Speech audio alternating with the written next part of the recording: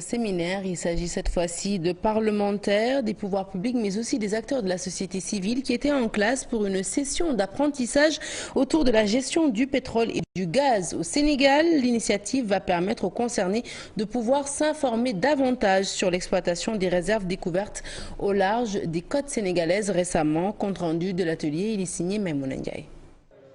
L'exploitation du pétrole et du gaz, source de conflits dans beaucoup de pays d'Afrique. Des problèmes de sécurité qui finissent par plomber l'économie, les populations, les grandes perdantes. Le Sénégal ne veut pas connaître ce même sort. Cela permet de faire ce que les autres pays n'ont pas fait peut-être de bon dans l'encadrement de ces découvertes de pétrole et de gaz. Ça nécessite de l'anticipation sur comment ces ressources vont être gérées. D'abord au niveau des contrats signés avec les entreprises qui doivent exploiter ces ressources, mais aussi dans le processus de gouvernance, qu'il y ait suffisamment de transparence. Anticiper, c'est aussi renforcer le cadre juridique, miser sur la formation et les ressources humaines.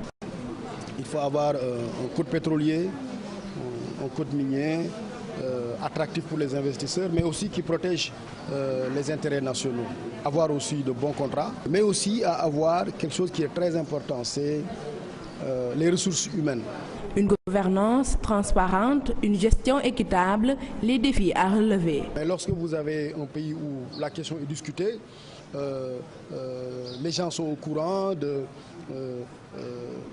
quelles sont les réserves qui existent, quel est le niveau de ressources, quel est le niveau de ressources qui est produit, où est-ce qu'on a affecté ces ressources, qu'est-ce qu'on en a fait. Je pense qu'il y a beaucoup de chances que les ressources soient développées, exploitées au service de l'économie du pays. C'est en fin 2015 et début 2016 que des découvertes importantes de pétrole et de gaz ont été officiellement annoncées au Sénégal.